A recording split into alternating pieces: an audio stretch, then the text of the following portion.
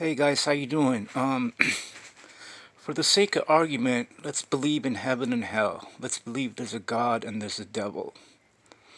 And in order for God to trust you, to know you, he has to fully trust you. So that means he has to know every part about you, about what makes you move, and what you're afraid of, what you're willing to go through. And so, God knows us, right? And so he knows the devil too. Let's just say the devil works for him, and they're in it together.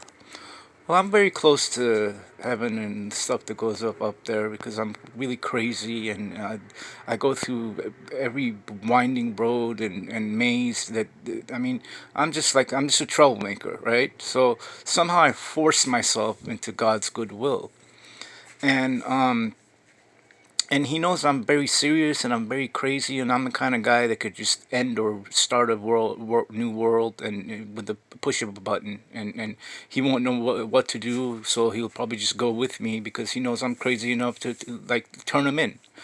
So one day, the Philadelphia Eagles were playing the Seattle Seahawks, and it was a very close game. And I knew the line was only -1.5 Philly, and I knew Seattle was a better team, but Philly was on a run. So I made a bet, and see what I do is I take the devil and I see up there, right there. That's God. That's the devil. That's the owner of the galaxy. So I made a bet with these two because they're friends and they're like little hecklers, and they love like jocking me and stuff. So I said, I'll bet you two, for the sake of the world, I'll bet you two that Philly beats Seahawks, and I had money on it too. But my bet with those two were that if Philly wins, then I get to do what I want with you two, and you two have to back me up in what I'm doing. So realistically, there's three of us, but at the end there'll be one of us left.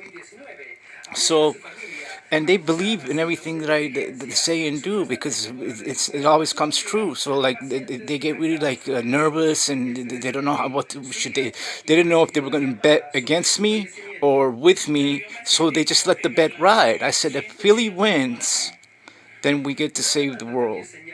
If Philly loses and you guys bet against me, then I'm going to end your guys' run.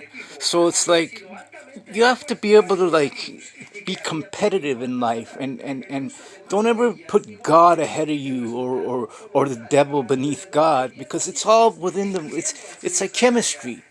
If one little thing, piece of speck of some sort of metal or thing element that's supposed to go into the thing that makes whatever, like this big TV will never be made without that little TV, without the drawer right there, without all the stuff in between in order for me to get bored to watch TV, right?